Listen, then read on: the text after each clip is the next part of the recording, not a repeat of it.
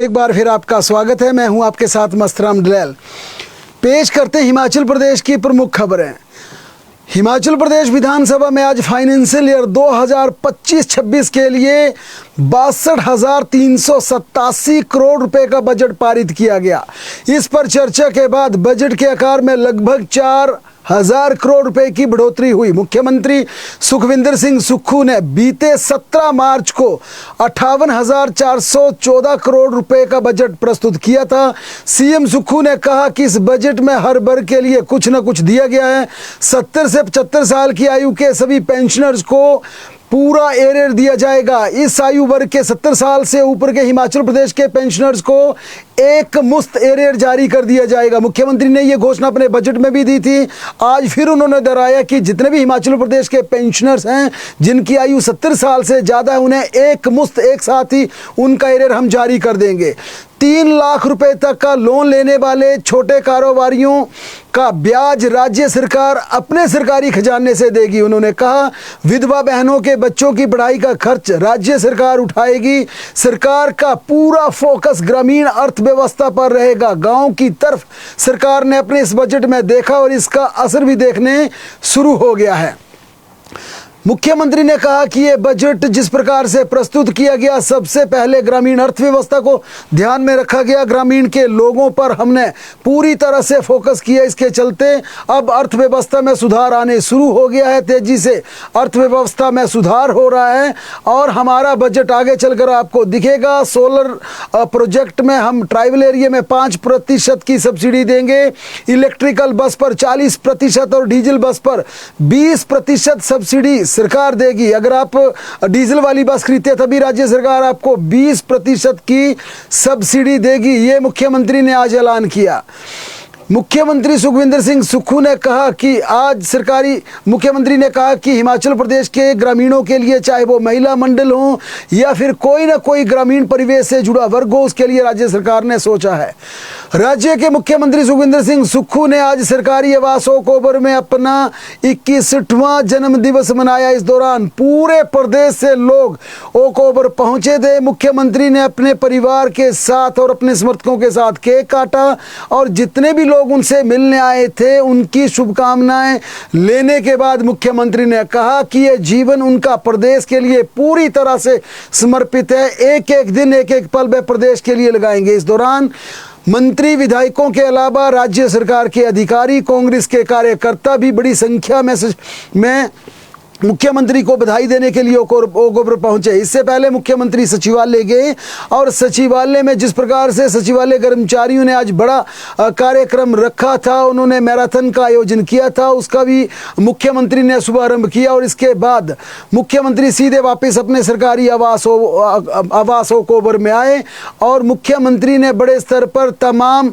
वहां पर लोगों को संबोधित किया और उन्होंने ये भी कहा कि हिमाचल प्रदेश के लोगों के लिए उन्होंने बड़ी योजनाएं सोच कर रखी है। बड़े फैसले राज्य सरकार प्रदेश के लोगों के लिए लेगी। उन्होंने कहा जितने भी फैसले हम ले रहे हैं वह सभी फैसले राज्य के हितकारी हैं। लोगों को क्षणिक लगता है कि फैसले तकलीफ भरे हैं, कड़क हैं और कड़क फैसले हैं, लेकिन आगे चलकर इन फैसलों का असर प्रदेश की जनता को दिखने लगेगा। मुख्यमंत्री ने कहा हमारी अर्थव्यवस्था धीरे धीरे पटरी पर लौट रही है और धीरे धीरे सरकार अब अपने फैसलों को लेकर आगे बढ़ रही है। उन्होंने ये भी कहा कि ट्रेजरी की समस्या का समाधान हो जाएगा। ट्रेजरी की जो दिक्कत हमें पेश आ रही है उससे भी हमें बड़े स्तर पर छुटकारा मिल जाएगा। उन्होंने कहा जितनी भी देनदारियां होंगी उन्हें हम देंगे, चाहे वो कर्मचारियों के तमाम मसले हैं या फिर आम जनता से जुड़े जितने भी हितकारी फैसले हैं, उसके लिए ट्रेजरी को हम नहीं कोसेंगे, ट्रेजरी को प्रभावित नहीं होने देंगे। हम हिमाचल प्रदेश की अर्थव्यवस्था को पूरी तरह से सुदृढ़ कर राज्य के विकास को पटरी पर दौड़ाएंगे। मुख्यमंत्री सुखविंदर सिंह सुक्खू ने आज ये भी कहा कि हिमाचल प्रदेश के लिए हमने दूसरी कई हितकारी योजनाएं ली हैं और उन योजनाओं को धरातल पर उतारने के लिए सरकार को किसी भी तरह से सरकार इसमें नहीं पीछे हटेगी। सरकार पूरी तरह से जनहित के लिए आगे बढ़कर फैसले लेगी। हिमाचल प्रदेश हाई कोर्ट ने आज बड़ा फैसला लिया और इस फैसले के अनुसार फैसला हालांकि रिजर्व रखा गया था, मामला पावर कॉरपोरेशन का है, क्योंकि पावर कॉरपोरेशन में जिस प्रकार से बिमल नेगी के केस को लेकर उस केस के आरोपी देशराज की जमानत याचिका पर सुरक्षित रखा गया था, आज उस जमानत याचिका को खारिज कर दिया और इस जमानत याचिका को खारिज करने के बाद अब पुलिस डायरेक्टर देशराज की तलाश में जुट गई है और उसकी तलाश के लिए जगह जगह दबिश दे दी और पुलिस का दावा कि अगले 48 घंटों में आरोपी देशराज को गिरफ्तार कर लिया जाएगा। कल शिमला के चौड़ा मैदान में विधानसभा के बाहर भाजपा का धरना प्रदर्शन होगा। ये प्रदर्शन, भाजपा का कहना है कि यह प्रदर्शन माफिया राज के खिलाफ होगा, जिसमें चिट्टा माफिया, खनन माफिया, ट्रांसफर माफिया, कबाड़ माफिया, अन्य माफिया के खिलाफ ये धरना प्रदर्शन किया जाएगा। भाजपा ने इस धरना प्रदर्शन के लिए प्रदेश के सभी जिला से कार्यकर्ताओं को बुलाया है। भाजपा प्रभारी श्रीकांत शर्मा, सह प्रभारी संजय टंडन, नेता प्रतिपक्ष जयराम ठाकुर, इसके अलावा केंद्रीय मंत्री अनुराग ठाकुर, पूर्व प्रदेश अध्यक्ष सुरेश कश्यप, डॉक्टर अजय भारद्वाज एवं कंगना रनौत भी इस धरना प्रदर्शन में हिस्सा लेंगे। यानी कल जो शिमला में चौड़ा मैदान में बड़े स्तर पर सरकार के खिलाफ भारतीय जनता पार्टी का धरना प्रदर्शन होगा, इसमें मंडी संसदीय क्षेत्र की सांसद कंगना रनौत कल धरने पर बैठेगी। कल वह भी धरने का हिस्सा बनेगी और इसे लेकर लोगों में काफ़ी एक्साइटेड है कि कल क्या वाकई ही कंगना रनौत आएगी और धरना प्रदर्शन पर बैठेगी, क्योंकि जिस प्रकार की उनकी बॉलीवुड की शख्सियत रही, अब राजनीति में आने के बाद उनका जो किरदार बदला है, उनका रोल बदला है, इसे लेकर भी चर्चा है कि कल कंगना रनौत धरने पर आएगी और इसे लेकर भी भारतीय जनता पार्टी के कार्यकर्ताओं में खासा उत्साह है, क्योंकि गुप्तचर एजेंसियों का दावा कि कल 8 से 10 हजार भारतीय जनता पार्टी के कार्यकर्ता चौड़ा मैदान में पहुंच सकते हैं, जबकि भारतीय जनता पार्टी का दावा है कि 15 से 20 हजार भारतीय जनता पार्टी के कार्यकर्ता कल चौड़ा मैदान में धरना प्रदर्शन का हिस्सा बनेंगे। राज्य में गुणवत्तापूर्वक शिक्षा के लिए प्रदेश सरकार ने संयुक्त राष्ट्रीय शैक्षिक, वैज्ञानिक एवं सांस्कृतिक संगठन यूनेस्को के साथ समझौता ज्ञापन पर हस्ताक्षर किए हैं। मुख्यमंत्री सुखविंदर सिंह सुक्खू की उपस्थिति में राज्य सरकार की ओर से शिक्षा सचिव और संगठन की ओर से यूनेस्को के डायरेक्टर एवं प्रतिनिधि टीम कर्ट्स तथा chief of education program specialist Joyce Poyon ने समझौता ज्ञापन पर हस्ताक्षर किए। इसके तहत यूनेस्को हिमाचल को शिक्षा क्षेत्र के आधुनिकीकरण में सहायता प्रदान करने के लिए तैयार हो गया है। विधानसभा बजट सत्र के दौरान आज पॉइंट ऑफ ऑर्डर के कई मसले उठे और इसमें सबसे पहला पूर्व विधायक बंबर ठाकुर का था और इसे भारतीय जनता पार्टी के नेताओं ने, रणधीर शर्मा ने पॉइंट ऑफ ऑर्डर लेते हुए कहा कि पूर्व विधायक बंबर ठाकुर आईजीएमसी से छुट्टी मिलने के बाद सीधे विधानसभा परिसर में प्रेस कॉन्फ्रेंस करने के लिए आ जाते हैं, प्रेस को ब्रीफ करते हैं। रणधीर शर्मा ने सवाल उठाया कि उन्होंने भारतीय जनता पार्टी के विधायक सदर बिलासपुर के विधायक त्रिलोक जम्वाल को इस केस में लपेट लिया, साथ में भारतीय जनता पार्टी के राष्ट्रीय अध्यक्ष जेपी नड्डा के परिवार को भी उन्होंने नहीं छोड़ा और इस केस में लपेट लिया। उन्होंने कहा कि विधानसभा का सत्र चल रहा है, ऐसे में बंबर ठाकुर को विधानसभा के भीतर आने की इजाजत किसने दी? क्या उस दौरान सुरक्षाकर्मी क्या कर रहे थे? क्या सुरक्षाकर्मी अपनी ड्यूटी पर नहीं थे? रणधीर शर्मा ने यह भी कहा कि इस मामले में एसआईटी गठित की गई है, मामले की जांच पुलिस कर रही है और मुख्यमंत्री सुखविंदर सिंह सुक्खू कुछ दिन पहले सदन में खुद ये बात कह चुके हैं। उन्होंने ये स्पष्ट कहा है कि वह खुद इस मामले को लेकर बंबर ठाकुर से बात करेंगे कि जब तक जांच पूरी नहीं होगी बंबर ठाकुर कोई भी बयान ना देंगे ताकि जांच प्रभावित ना हो। रणधीर शर्मा ने आरोप लगाया कि बंबर ठाकुर बिल्कुल मुख्यमंत्री की बात उन्होंने नहीं सुनी। इसी मामले में नेता प्रतिपक्ष जयराम ठाकुर ने कहा यह काफ़ी चिंता और गंभीर मामला है कि मुख्यमंत्री सुखविंदर सिंह सुक्खू सदन में यह आश्वासन देते हैं कि इस जांच को प्रभावित नहीं होने दिया जाएगा जब तक इंक्वायरी कंप्लीट नहीं होगी। बंबर ठाकुर कोई बयान नहीं देंगे, लेकिन पूर्व विधायक बंबर ठाकुर जो कि खुद विधानसभा के सदस्य रह चुके हैं, वह नियमों को तोड़कर सदन के भीतर आते हैं, प्रेस कॉन्फ्रेंस करते हैं, प्रेस को बुलाते हैं, ब्रीफिंग करते हैं। क्या उनके खिलाफ खिलाफ सरकार कार्रवाई करेगी। साथ में जयराम ठाकुर ने कहा कि जिस प्रकार से बंबर ठाकुर जांच को प्रभावित कर रहे हैं उस पर सरकार के एक्शन लेगी। इस पर विधानसभा अध्यक्ष कुलदीप सिंह पठानिया ने कहा कि मामले में विधानसभा संज्ञान लेगी। उन्होंने कहा विधानसभा परिसर में सिर्फ मंत्री विधायक प्रेस ब्रीफिंग कर सकते हैं, उनका विशेषाधिकार है। इसके अलावा किसी को प्रेस को संबोधित करने के राइट्स नहीं है, अधिकार नहीं है, चाहे वो पूर्व विधायक क्यों ना हो। उन्होंने विधानसभा स्पीकर ने यह भी कहा कि इस मामले को डीजीपी के सुपुर्द किया जाएगा। डीजीपी कार्रवाई करेंगे, उन तमाम सुरक्षा कर्मचारियों से एक्सप्लेनेशन जारी करेंगे कि मौके पर तैनात कर्मचारियों को क्या अपनी ड्यूटी का एहसास नहीं था कि विधानसभा के परिसर में कौन प्रेस ब्रीफिंग कर सकता, कौन नहीं कर सकता। साथ में विधानसभा अध्यक्ष ने यह भी कहा कि रूलों के तहत, नियमों के तहत मैंने इस मामले को लेकर संज्ञान लिया है और इस मामले में कार्रवाई करेंगे। यानी कि बंबर ठाकुर इस मामले में विधानसभा में प्रेस को ब्रीफ करने के मामले में फंस सकते हैं। ये सीधे संकेत विधानसभा अध्यक्ष ने दिए हैं और डीजीपी को सुरक्षा कर्मियों के खिलाफ ही कार्रवाई के डायरेक्शन उन्होंने जारी कर दिए जो मौके पर वहां पर मौजूद थे। नशे को लेकर विधानसभा में दिए गए बयानों के वकील पर आज सदन में जबरदस्त हंगामा हुआ, क्योंकि इसे लेकर जिस प्रकार से बार काउंसिल ने विरोध प्रदर्शन करने शुरू कर दिया, पूरे प्रदेश के अधिवक्ता नाराज हैं कि किस प्रकार से कानूनों के खिलाफ जाकर माननीय सदन के भीतर बयान करते हैं।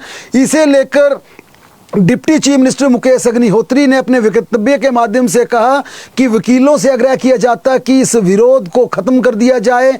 उन्होंने कहा कि विधायकों की भावना कुछ और थी, विधायकों ने चिट्टे पर बयान दिया था और उन्होंने चिंता व्यक्त की थी। हिमाचल प्रदेश में जिस प्रकार से चिट्टे का कारोबार फैल रहा है उसमें अब हिमाचल प्रदेश के बच्चे आने लगे हैं। 20 से 25 लड़कियां इसमें शामिल हैं, 50 से 60 कर्मचारी इसमें शामिल हैं। उन्होंने डिप्टी सीएम ने कहा कि विधायकों का भाव ये था, चाहे भवानी पठानिया हो दूसरे विधायकों का भाव ये था कि जिस प्रकार से चिट्टे के तस्करी में शामिल होने के बाद आरोपी कोर्ट का दरवाजा खटखटाकर वकील उन्हें छुड़ा लेते हैं, उस पर चिंता प्रकट की थी, ना कि वकीलों पर किसी प्रकार की उनकी मंशा पर सवाल उठाए थे, उनकी कार्यप्रणाली पर सवाल उठाए थे। इसके चलते डिप्टी सीएम ने यह आग्रह किया कि वकीलों को अब इस बात को छोड़ देना चाहिए। साथ में विधानसभा अध्यक्ष ने भी कहा कि अगर इस मामले में सेंटीमेंट्स हर्ट हुए हैं तो भवानी पठानिया ने जो अपना सदन के भीतर वक्तव्य दिया है, जो टिप्पणी वकीलों को लेकर की है, उसे विधानसभा की प्रोसीडिंग से हटा दिया जाएगा। उसे हटाने के भी उन्होंने आदेश पारित कर दिए ताकि कम से कम जो सेंटीमेंट्स हर्ट हुए हैं, जो भावनाएं आहत हुई हैं, उन भावनाओं को ठेस ना पहुंचे। साथ में डिप्टी सीएम ने इस मामले में कहा कि हिमाचल प्रदेश में चिट्टा इतना बढ़ गया कि 3000 लोग चिट्टे में स्लिप्त होने के बाद जेलों में भरे गए हैं। इसके साथ 50 से 60 कर्मचारी इसमें आरोपी बने हैं जो स्लिप्त हैं। उन्होंने कहा कि अभी तक 25 से 30 लड़कियां भी चिट्टे की तस्करी में पकड़ी गई हैं। प्रदेश चिट्टे की वजह से बर्बाद हो रहा है। उन्होंने कहा कि वकीलों पर हम प्रहार नहीं कर रहे हैं, केवल ये कहने का मकसद है कि चिट्टे में पकड़े गए लोगों की जमानत हो रही है। उन्होंने कहा कि वकीलों को अपना काम करना चाहिए और वकील अपने काम करते हैं, उसमें हम हस्तक्षेप बिल्कुल नहीं करेंगे, ना हमें करने का कोई हक है। उन्होंने कहा कि विधायकों ने जो भी कहा वह भावनाओं में बहकर कह दिया, इसे वकील हमारे मित्र, हमारे दोस्त अन्यथा न लें। उन्होंने कहा सभी को वकीलों की भावनाओं का सम्मान करना चाहिए। उधर विधानसभा अध्यक्ष कुलदीप सिंह पठानिया ने कहा कि वे रिकॉर्ड देखेंगे और वकीलों पर इस तरह की गई टिप्पणी को रिकॉर्ड से रिमूव करवाएंगे, हटा देंगे। विधानसभा अध्यक्ष ने कहा वकील संविधान में प्रावधान कानून के तहत अपना काम कर रहे हैं और इस पर किसी प्रकार की ऐसी टिप्पणी नहीं करनी चाहिए जिससे किसी की भावनाएं आहत हो। आज जीरो आवर भी प्रश्नकाल के बाद आयोजित किया गया, जिसमें ज्वालामुखी के विधायक संजय रतन ने जीरो आवर में इंक्रोचमेंट हटाने का मुद्दा उठाया। उन्होंने कहा कि सरकार अदालत के आदेशानुसार 31 मार्च तक सरकारी जमीनों से इंक्रोचमेंट हटाने के मामले पर सुप्रीम कोर्ट से क्या स्टे लेगी। उन्होंने ये भी कहा कि जिन लोगों ने सुप्रीम कोर्ट से स्टे लिया है उनके बिहाफ पर क्या उन लोगों को भी बख्श दिया जाएगा, उन लोगों को भी राहत दी जाएगी जो लोग पैसे वाले नहीं हैं, जिनके पास पैसा नहीं है और कोर्ट में नहीं जा पाए हैं। यहाँ पर संजय रतन ने एक पीड़ा दिखाते हुए कहा कि हिमाचल प्रदेश में हजारों लोग ऐसे हैं जो कि सेटलमेंट से पहले फॉरेस्ट लैंड पर बैठे हैं, उन्हें उजड़ना पड़ेगा, बेघर होना पड़ेगा। संजय रतन ने कहा कि जो रसूखदार लोग हैं, पैसे वाले लोग हैं, वो सुप्रीम कोर्ट चले गए, स्टे भी हो गया, लेकिन जो लोग कोर्ट में नहीं जा सकते, क्या सरकार उन्हें भी राहत देगी या उनके खिलाफ कार्रवाई होगी? इस पर राजस्व मंत्री ने कहा कि हम हिमाचल प्रदेश हाई कोर्ट के आदेशों की पालना कर रहे हैं। उन्होंने कहा कि व्यक्तिगत रूप से इंक्रोचमेंट न हटाने के लिए सुप्रीम कोर्ट से स्टे कुछ लोग लाए हैं, उन पर सरकार कार्रवाई नहीं करेगी। राजस्व मंत्री ने कहा कि सरकार हाई कोर्ट के फैसले के खिलाफ सुप्रीम कोर्ट नहीं जा रही। उन्होंने ये भी कहा कि प्रदेश सरकार एक प्रस्ताव केंद्र को भेजा है जिसमें एफसीए कानून में रियायत मांगी है, ताकि प्राकृतिक आपदाओं की वजह से जिन लोगों ने अपना घर जमीन खोई है, उन्हें वन विभाग की जमीन पर घर बनाने की, बसने की अनुमति मिल सके। उन्होंने कहा इस प्रपोजल पर सरकार की अनुमति का इंतजार है। अगर इसमें केंद्र से राहत मिल जाती है तो बहुत से लोगों को फायदा होगा। इसके अलावा राजस्व मंत्री ने यह भी कहा कि जिन लोगों की कई पुश्तों से सरकारी जमीन पर कब्जा किया था, उसमें से कई केस बंदोबस्त में आ गए हैं। उन्होंने कहा कि जो लोग पुश्तों से सरकारी जमीनों पर रह रहे हैं, उन्हें 2006 वन अधिकार अधिनियम के तहत फायदा मिलेगा। मंत्री ने कहा कई क्षेत्रों में इसकी जानकारी न होने की वजह से लोगों को इसका लाभ नहीं ले पा रहे हैं। उन्होंने कहा कि अब सरकार इस कानून को लेकर कार्यशालाएं आयोजित करेगी। उन्होंने कहा कि केंद्र में यूपीए सरकार के कार्यकाल में वन अधिकार अधिनियम 2006 को लागू किया गया था। जगत सिंह नेगी ने कहा हिमाचल के सभी लोगों को इसका फायदा दिया जाएगा। उन्होंने बताया कि सभी जिलाधीशों को इस बाबत आदेश जारी कर दिए हैं कि वो लोगों को बंदोबस्त के बारे में जागरूक करें, ताकि कई पुश्तों से सरकारी जमीन पर रह रहे लोगों को का घर तबाह ना हो सके। हालांकि मंत्री ने यह भी स्पष्ट कर दिया कि फिलहाल हम हाई कोर्ट के फैसले के मुताबिक जिन लोगों ने इंक्रोचमेंट की है उन पर कार्रवाई करेंगे। केवल सुप्रीम कोर्ट से स्टे लेने वाले लोगों को ही राहत दी जाएगी। यानी यहाँ पर राजस्व मंत्री का सीधा सीधा जवाब था कि सुप्रीम कोर्ट जिस प्रकार से आदेश दिए थे, हाई कोर्ट ने कहा था कि 31 मार्च से पहले हिमाचल प्रदेश में अतिक्रमण के सभी मामले हटा दिए जाएं। जिन्होंने इंक्रोचमेंट की है, सरकारी जमीनों पर कब्जा किया, घर बनाए, दुकान बनाया, खोखा बनाया है, उस सब को हटा दिया जाए, वरना अफसरों के खिलाफ कार्रवाई होगी। इस पर कुछ लोग हाई कोर्ट के इस फैसले को चुनौती देने के लिए सुप्रीम कोर्ट गए। सुप्रीम कोर्ट ने अपने पारित आदेश में कहा कि 31 मार्च तक उन पर कार्रवाई ना की जाए, क्योंकि जब तक फाइनल आउटकम्स नहीं आ जाता, सुप्रीम कोर्ट का अंतिम फैसला नहीं आ जाता, उन्हें नहीं हटाया जाए। लेकिन इसमें सिर्फ राहत उन्हीं को मिलेगी जो लोग सुप्रीम कोर्ट में गए हाई कोर्ट के खिलाफ, यानी जो पर्सनल केस टू केस जो सुप्रीम कोर्ट गए हैं, सिर्फ उनके केस जिनके पास स्टे का ऑर्डर होगा, सिर्फ उनके खिलाफ राज्य सरकार कार्रवाई नहीं करेगी। लेकिन अन्य सभी के जितने भी इंक्रोचमेंट के केसेस हैं वे 31 मार्च से पहले हटा दिए जाएंगे और इसके बाद हाई कोर्ट में सरकार अपना फेडअप दायर करेगी और बताएगी कि हमने पूरे प्रदेश में इंक्रोचमेंट को रिमूव कर दिया है। आज प्रश्नकाल में ऊना के विधायक सतपाल सिंह सत्ती और बंजार के विधायक सुरेंद्र शौरी ने करुणामूलक आधार पर रोजगार का मुद्दा उठाया। वहीं नेता प्रतिपक्ष जयराम ठाकुर ने भी कहा कि आय सीमा ही करुणामूलक आधार पर नौकरी में सबसे बड़ी बाधा है। पूर्व सरकार ने सबसे अधिक लोगों को इस आधार पर नौकरी दी है। आय सीमा में अगर कुछ छूट दी जा सकती है तो उन लोगों को रोजगार मिल सकता है।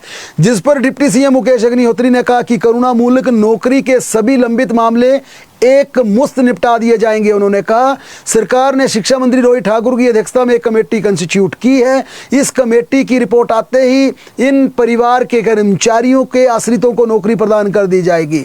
सब कमेटी में राजेश धर्मानी, मंत्री यादवेंद्र गोमा सदस्य हैं। इससे पहले मुकेश अग्निहोत्री ने कहा पूर्व सरकार में तो नौकरियां बेची जाती थी। इस पर सदन में सत्ता पक्ष और विपक्ष में जबरदस्त नोकझोंक भी हुई।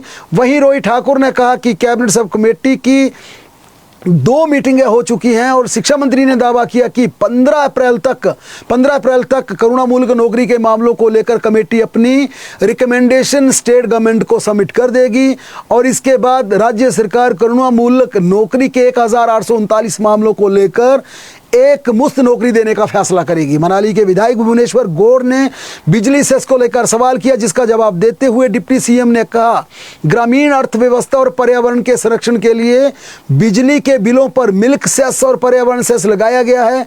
इसका आम उपभोक्ताओं पर कोई बोझ नहीं पड़ेगा। हिमाचल में उपभोक्ताओं को सस्ती बिजली मिल सके, इसके लिए सरकार 1555 करोड़ की सब्सिडी दे रही है।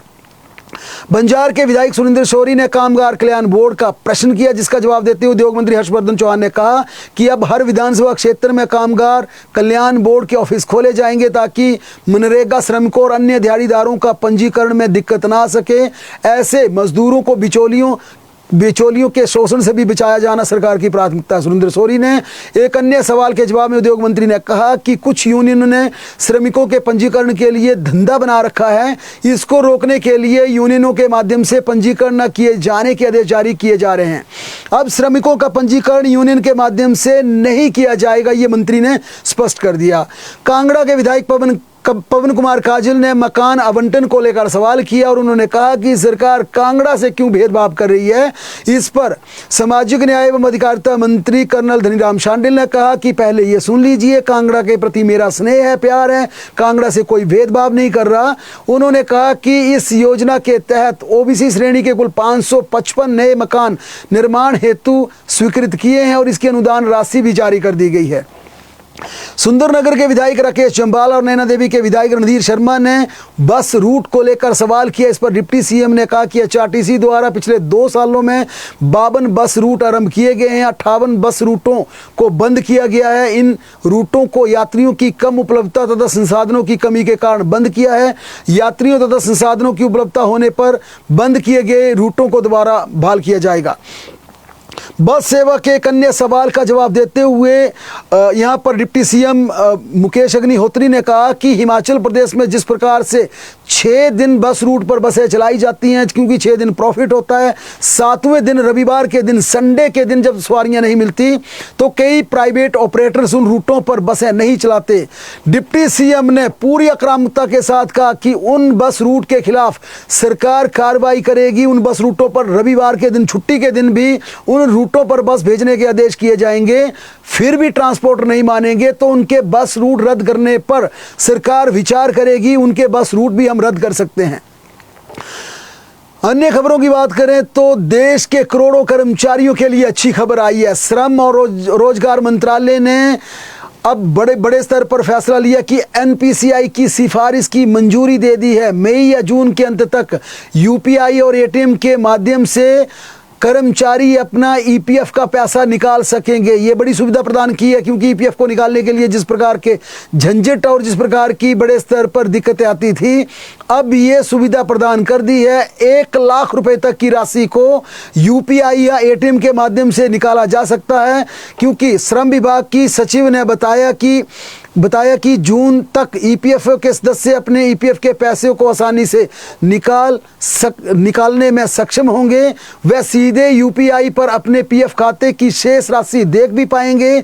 वहीं पात्र होने की स्थिति में तुरंत प्रभाव से 1 लाख रुपए तक की राशि को विड्रॉ भी कर लिया जाएगा और उसको ट्रांसफर कर अपने पसंदीदा बैंक में भी खाता चुन पाएंगे। ये एक बड़ी सुविधा दी गई है, क्योंकि ईपीएफ को लेकर देश के कर्मचारी परेशान रहते हैं कि ईपीएफ का पैसा कैसे निकाला जाए। अब आप अपना एटीएम या यूपीए के माध्यम से भी अपना पैसा निकाल सकते हैं, लेकिन इसके लिए 1 लाख तक की कैपिंग की गई है। 1 लाख तक की राशि विड्रॉ कर सकते हैं। एक बार फिर अगर हम हिमाचल प्रदेश हाई कोर्ट से आए फैसले की बात करें तो बिमल नेगी मौत मामले में निलंबित डायरेक्टर देशराज की अग्रिम जमानत याचिका को खारिज कर दिया है। मामले में न्यायाधीश वीरेंद्र सिंह की अदालत ने 24 मार्च को दोनों पक्षों को सुनने के बाद इस मामले में अपना फैसला रिजर्व किया था। याचिकाकर्ता देशराज की ओर से अदालत में अग्रिम जमानत याचिका दायर की गई। बिमल नेगी की मौत में परिजनों ने देशराज और हरिकेश मीणा सहित अन्य उच्च अधिकारियों पर गंभीर आरोप लगाए थे। परिजनों का आरोप है कि इन अधिकारियों ने बिमल नेगी को गलत काम करने के लिए उकसाया, उन पर दबाव बनाया। शिमला पुलिस इस मामले में अब देशराज की तलाश के लिए जाल बिछा चुकी है और पुलिस ने दावा किया कि अगले 48 घंटों के भीतर देशराज पुलिस की गिरफ्त में होगा। पुलिस को इस मामले में चश्मदीद गवाह भी मिल गए हैं। बिजली बोर्ड के कई कर्मचारियों ने अपने बयानों में कहा है कि डायरेक्टर और एमडी बिमल नेगी को परेशान करते थे और उन्होंने कहा कि दोनों अधिकारी अपने कैबिन में कई बार इन्हें बुलाते थे, जिससे वे मेंटली स्ट्रेस में रहते थे। अब पुलिस ने इन आई विटनेस के आधार पर अब सीसीटीवी कैमरे की फुटेज निकाली है, क्योंकि इस फुटेज में देखा जा रहा है कि जो आई विटनेस ने जिस प्रकार के पुलिस को बयान दिए हैं, क्योंकि उन बयान को भी वेरीफाई किया जाएगा, कनेक्ट किया जाएगा।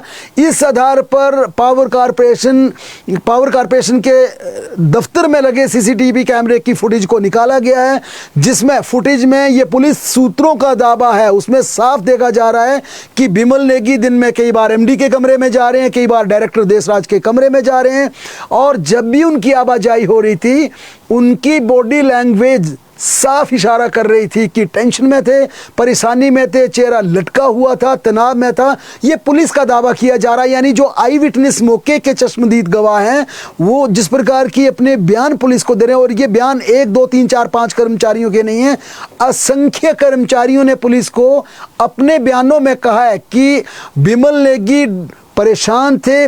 जिस प्रकार से देशराज उन्हें अपने कमरे में कैबिन में बार बार बुलाते थे। अब इस पूरे मामले को लेकर पुलिस की टीम सोलन में बन रहे प्लांट की तरफ भी मूव कर चुकी है। बेकूबेला की हम बात कर रहे हैं, वहां भी तमाम कर्मचारियों के बयान कलम बंद किए गए हैं। उनसे पूछा गया था इस केस में बिमल नेगी का क्या रोल है और कितनी बार फोन आते थे, किन किन के फोन आते थे, कर्मचारियों से क्या कहा जाता था। क्योंकि भाजपा जिस प्रकार से लंबे समय से सोलन के इस प्रोजेक्ट को लेकर सवाल उठा रही है कि बेलू बेखा, इसमें कई बार भाजपा ने इसे मुद्दा बनाने का प्रयास किया है। आखिर क्या इस प्रोजेक्ट से वाकई बिमल नेगी के आत्महत्या का कोई कनेक्शन जुड़ा है? इसमें भी बड़े खुलासे होने की प्रबल संभावना पुलिस सूत्र इस प्रकार का दावा कर रहे हैं। आज आउटसोर्स कर्मचारियों ने चौड़ा मैदान में शांतिपूर्वक धरना प्रदर्शन किया। आउटसोर्स कर्मचारी सरकार से वेतन में बढ़ोतरी के साथ स्थायी पॉलिसी की मांग को लेकर लगातार सरकार से डिमांड कर रहे थे। आउटसोर्स कर्मचारियों का कहना है कि बजट में केवल नाम मात्र ही वेतन की बढ़ोतरी की गई है। उन्हें काफ़ी कम वेतन मिलता है, जिससे परिवार का पालन पोषण करना बेहद मुश्किल पड़ गया है। आउटसोर्स कर्मचारियों को 12 से 15 साल तक काम करते हो गए, लेकिन वेतन नामात्र दिया जा रहा। उन्होंने कहा कि सरकार आउटसोर्स कर्मचारियों के लिए स्थायी पॉलिसी लेकर आए, वरना आने वाले दिनों में हिमाचल प्रदेश के 25 से 30 हज़ार आउटसोर्स कर्मचारी सड़कों पर आएंगे, धरना प्रदर्शन करेंगे, सरकार के खिलाफ अपनी आवाज़ को बुलंद करेंगे। शिमला में सोगी आनंदपुर महली बाईपास पर बीती रात सड़क हादसे में मां बेटी समेत 4 लोगों की दुखद मृत्यु हो गई। इसमें दम तोड़ने वाले 2 बच्चे शामिल हैं। हादसा उस समय हुआ जब कार सवार सोगी की तरफ से महली की तरफ आ रहे थे। इस दौरान शील गांव के पास पुल के समीप गाड़ी अनियंत्रित होकर सड़क से लगभग 100 फुट नीचे गहरी खाई में जा गिरी, जिसमें कार सवार समेत 4 लोगों की दुखद मृत्यु हुई। 45 साल की रूपा सूर्यवंशी, 15 वर्षीय प्रगति, 10 साल के मुकुल और 40 साल के जयसिंह नेगी की इस सड़क हादसे में दुखद मृत्यु हो गई। अमृतसर में हिमाचल के टैक्सी चालकों से दुर्व्यवहार का मामला सामने आया। बताया जा रहा है कि समर टूरिस्ट सीजन से पहले अमृतसर से पर्यटकों को उठाने को लेकर विवाद हुआ। मामले को लेकर all Himachal commercial vehicle joint action committee के पदाधिकारियों ने अध्यक्ष राजेंद्र ठाकुर की अगुवाई में अमृतसर के पुलिस कमिश्नर से मुलाकात की और प्रदेश के टैक्सी चालकों को सुरक्षा देने का मुद्दा उठाया। पुलिस कमिश्नर ने टैक्सी चालकों को सुरक्षा देने का आश्वासन दिया। वहीं अमृतसर की टैक्सी यूनियनों ने भी हिमाचल टैक्सी यूनियन को सहयोग का भरोसा दिलाया। चंबा जिला के चुरा स्थित शैल गांव में 4 लोगों ने 2 भाई बहन पर हमला कर उन्हें लहूलुहान कर दिया। इस मामले में दोनों भाई बहन को चोटें आई हैं।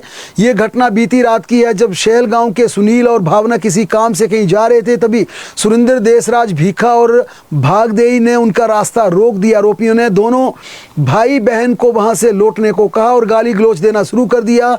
भाई बहन जब रास्ते से आगे बढ़ने लगे तो चारों ने उनके साथ मारपीट करने शुरू कर दी। इस दौरान एक आरोपी ने सुनील पर बेलचे से हमला कर दिया। इसके बाद सुनील की बहन पर भी हमला कर दिया। इससे सुनील के माथे पर गंभीर चोटें आई। जैसे ही मौके पर स्थानीय लोग इकट्ठा हुए, इसके बाद आरोपी वहां से फरार हो गए। बताया जा रहा है कि दोनों गुटों में रास्ते के विवाद को लेकर झगड़ा हुआ। पुलिस ने भाई बहन की शिकायत पर मामला दर्ज कर लिया है। शिमला जिला के रामपुर पुलिस ने चिट्टा तस्करों का एक और बड़ा गिरोह पकड़ा है। बड़ी कार्रवाई करते हुए अंतर्राज्यीय चिट्टा तस्कर सोनू गिरोह के 10 और तस्करों को गिरफ्तार किया है। पुलिस ने आरोपियों की गिरफ्तारी के लिए कुल्लू के आनी निर्मड मंडी के करसोग समेत कई क्षेत्रों में दबिश दी। पुलिस जांच में सामने आया कि आरोपियों के बैंक खाते में कुछ महीने में 4 से 5 लाख रुपए के लेन देन हुआ है। इससे पहले पुलिस गिरोह से जुड़े 9 तस्करों को गिरफ्तार कर चुकी है। अभी तक मामले में सरगना समेत 21 लोगों की गिरफ्तारी हो चुकी है। गिरोह शिमला के साथ कुल्लू और मंडी के करसोग क्षेत्र में नशा तस्करी के नेटवर्क को अंजाम दे रहा था। अभी तक गिरोह के सरगना समेत सभी तस्करों की जांच में 1 करोड़ के लेन देन की बात सामने आ चुकी है। अभी तक की जांच में पुलिस ने आरोपियों को 9,22,000 रुपए की संपत्ति जब्त की है। 3 मार्च को जिला मंडी के करसोग के रहने वाले सोनलाल उर्फ सोनू और मंडी जिला के ओट की गीता के कब्जे से चिट्टा बरामद किया। दोनों पति पत्नी है। पुलिस ने मामले की जांच के दौरान दोनों के गहनों को भी जब्त कर लिया। इसकी कीमत 4,50,000 रुपए बताई गई है। दोनों खातों में जमा 4,72,000 रुपए भी फ्रीज कर दिए हैं। बिलासपुर जिला के कोट कस्बे में चिट्टा तस्कर के घर से बरामद अमेरिकन मेड पिस्टल मामले में आरोपी अशोक कुमार से पूछताछ के दौरान कई बड़े खुलासे हुए। पुलिस की जांच में सामने आया कि आरोपी लंबे समय से चिट्टा बेच रहा था। वह प्रतिदिन 10 से 15 ग्राम चिट्टा बेचता था और उससे 30 से 50,000 रुपए की कमाई होती थी। उसने कई युवाओं को भी अपने साथ जोड़ा था और उस धंधे पर लगाकर उन्हें प्रतिदिन 1,000 से 2,000 रुपए की मेहनताना उन्हें दिया जाता था। यानी कि यहाँ पर चिट्टा तस्कर हिमाचल प्रदेश में कंपनी की तरह काम कर रहे हैं, बाकायदा एम्प्लॉय हायर कर रहे हैं, उन्हें प्रतिदिन उन्हें टीए के साथ पैसा दे रहे हैं। अब इस पूरे मामले को लेकर पुलिस ने आरोपी को न्यायालय में पेश किया। उसे 5 दिन के पुलिस रिमांड पर भी भेज दिया गया है। दरअसल 22 मार्च को भराड़ी पुलिस कोट कस्बे में चिट्टा तस्कर अशोक कुमार के घर पहुंची थी। तलाशी के दौरान वहां से अमेरिकन मेड पिस्टल बरामद की गई। इसके बाद पुलिस ने आरोपी को गिरफ्तार कर मामला दर्ज किया। आरोपी को 3 दिन के पुलिस रिमांड पर लिया गया था। पूछताछ के दौरान उसने कई अहम जानकारियां पुलिस को हासिल हुई। पुलिस ने मामले से जुड़े अन्य व्यक्तियों को गिरफ्तार करने के लिए उसे अदालत से 5 दिन का रिमांड लिया है। पुलिस जांच कर रही है कि क्या इलाके के अन्य चिट्टा तस्करों के पास भी अवैध हथियार हैं। अगर ऐसा हुआ तो आने वाले दिनों में इस नेटवर्क के खिलाफ बड़ी कार्रवाई हो सकती है और कई बड़ी मछलियां भी जाल में फंस सकती है। मनाली पुलिस ने चिट्टा बेचने वाले सौदागरों को दबोचा है। आरोपी के कब्जे से चिट्टा भी बरामद किया गया। आरोपी के भुंतर स्थित एक होटल की पार्किंग से गिरफ्तार किया गया।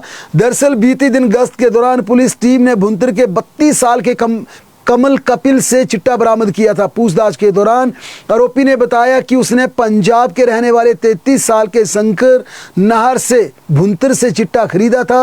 आरोपी कमल द्वारा बताए गए आरोपी शंकर को पकड़ने के लिए टीम तैयार की गई। टीम ने भुंतर में स्थित एक बड़ी कार्रवाई करते हुए वहां होटल की पार्किंग में खड़ी गाड़ी को अपने काबू में किया। इस दौरान चिट्टा भी बरामद हुआ। आरोपी से पूछताछ की जा रही है कि वे नशा कहां से लाते थे और इसमें और कौन कौन लोग शामिल हैं। मंडी की विशेष अदालत 1 ने आज अहम मामले की सुनवाई करते हुए चिट्टा रखने के दोष में एक व्यक्ति को 10 साल की कठोर कारावास की सजा सुनाई और इसके साथ 1 लाख जुर्माना भी भरना होगा। जुर्माना न देने पर दोषी सुभाष चंद को 3 साल का अतिरिक्त साधारण कारावास भुगतना पड़ेगा। मौसम की बात करें तो हिमाचल प्रदेश के कई भागों में 2 दिन तक बारिश बर्फबारी का अनुमान है। कई भागों में ओलावृष्टि व अंधड़ का भी अलर्ट जारी किया गया है। मौसम विज्ञान केंद्र की माने तो प्रदेश के लाहौल स्पीति, कांगड़ा, चंबा, किन्नौर सहित मंडी, कुल्लू जिलों में कुछ स्थानों पर बारिश हो सकती है। हल्की बर्फबारी की भी संभावना है। लेकिन साथ ही आगे 27 मार्च को लाहौल स्पीति, कांगड़ा, चंबा, किन्नौर, मंडी, कुल्लू के कुछ स्थानों पर, शिमला, बिलासपुर और हमीरपुर के 1-2 स्थानों पर हल्की बारिश हो सकती है। चंबा, कांगड़ा, कुल्लू व मंडी जिले में अलग अलग स्थानों पर गरज के साथ बिजली चमकने, ओलावृष्टि हो सकती है। जबकि 30 से 40 किलोमीटर प्रति घंटे की रफ्तार से तेज हवाएं चल सकती हैं। इसे लेकर मौसम विज्ञान केंद्र ने येलो अलर्ट जारी किया। भाई 28 मार्च से 1 अप्रैल तक पूरे हिमाचल प्रदेश में मौसम साफ बना रहेगा। ये पूर्वानुमान मौसम विज्ञान केंद्र की तरफ से जारी किया गया है। बहरहाल प्रदेश की तमाम बड़ी खबरों के लिए लगातार जुड़े रहें हमारे साथ, देखते और पढ़ते रहें हिमाचल दस्तक।